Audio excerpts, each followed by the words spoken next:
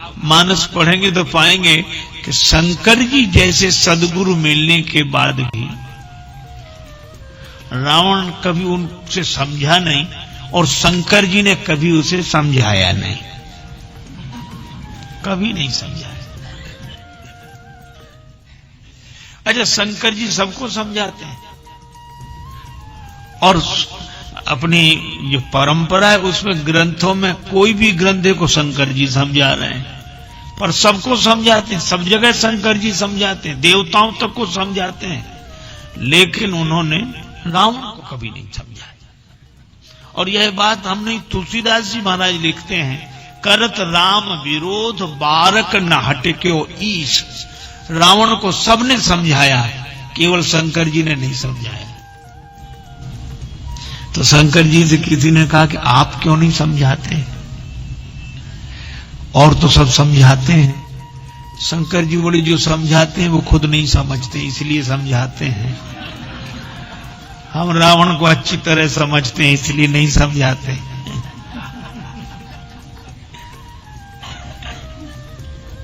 क्यों? बोले ना समझी भी दो तरह की होती है, दोष की तरह हो तो दूर हो जाएगी, पर स्वभाव हो तो मिटे ना मलिन स्वभाव अभंग हो। अच्छा, फिर भी समझाते क्यों नहीं? शंकर जी बोले, लाभ नहीं होगा, श्रद्धावान लभते ज्ञानम। ज्ञान की प्राप्ति तो श्रद्धावान को होती है। और यह शंकर जी बोले, अब ये मुझे जब जब देखता है तब तब हंसता है। तो कहा कि आपको देखकर क्यों हंसता है? कहा कि जैसे ही मैं सामने जाता हूं तो यह हमारी ओर देखकर हंसता है, फिर कहता गुरुजी इधर देखो। तो हम पूछते क्या देखें? तो ये कहता है कि आपके तो 5 ही सिर हैं, इधर तो 10 हैं, तो हम तो आपसे दुगने पहले ही हैं। तो जो व्यक्ति गुरुजी से अपनी समझ दुगनी समझे, उसको गुरु लोग समझाएं भी तो कैसे समझाएं? उसको यह भ्रम है कि गुरुजी से दुगने तो हम ही हैं। और यही कारण है कि एक दिन रावण गया तो कैलाश पर्वत हिलाने लगा। अब कैलाश पर्वत हिला तो शंकर जी भी हिले। कौतुकी कैलाश पुण्य लीनिस जाए उठाए हिलाया। तो कैलाश पर्वत हिला, शंकर जी हिले तो पार्वती जी और सब हिलने लगे कैलाश पर जितने। तो पार्वती माता ने पूछा कि हे देवाधिदेव महादेव, क्या हो रहा है ये? शंकर जी मुस्कुरा कर बोले, चेला आया है, चेला आया है, चेला। अरे तो चेला आया है तो ये हलचल क्यों मचाए हुए? शंकर जी बोले, रावण जैसा चेला आएगा तो हलचल ही मचेगी,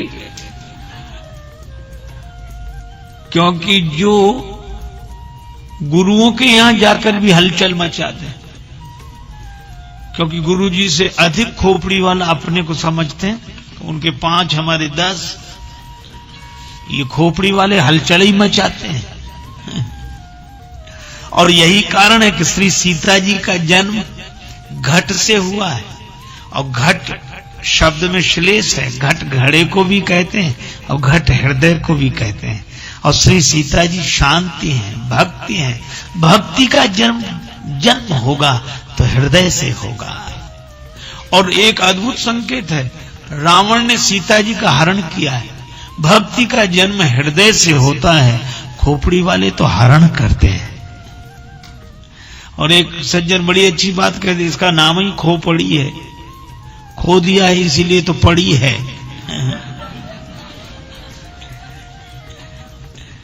अच्छा, रावण खोपड़ी वाला है, शंकर जी ने कहा ये तो हलचल मचाएगा, जरूर हलचल मचाएगा।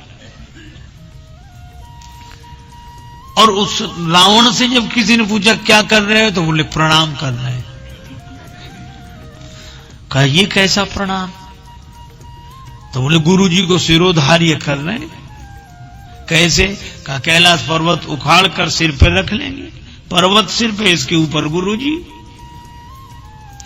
तो कहा ये क्या है? बोले प्रणाम। कहा ये कैसा प्रणाम? प्रणाम तो ऐसा है कि शिष्य गुरु जी के चरणों में सिर झुकाता है और गुरु शिष्य के सिर पर हाथ रखते ऊपर उठाते कि उठो बेटा। शिष्य कहता है कि गिरना मेरा स्वभाव है और गिरते हुए को ऊपर उठा लेना आपका स्वभाव है।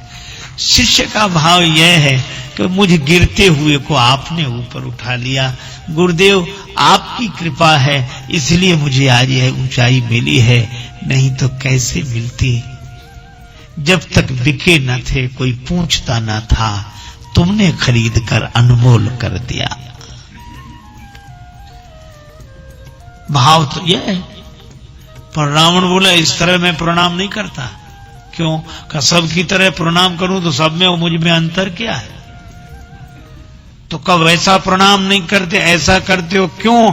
रावण बोला इसलिए कि मैं ऐसा चेला नहीं जिसे गुरुजी ऊपर उठाए। मैं तो ऐसा चेला हूं जो गुरुजी को ही ऊपर उठाए हुए हूं। सारी दुनिया देख ले। बोले मैं लोगों को दिखाने आया हूं कि गुरुजी के कारण मैं ऊपर नहीं उठा हूं, मेरे कारण गुरुजी ऊपर उठे हैं। बहुत बार चेलों को लगता है कि हमारे कारण गुरुजी ऊपर हैं और रावण को ऐसे ही लगता है। तो रावण को गुरुजी हमेशा छोटे दिखते हैं अपने से, पर हिमालय से ऊंचा कौन? आकाश को छूने वाले शिखर हो जिसके, और उसने नारद जी को जब देखा, उन्हें हिमालय राज ने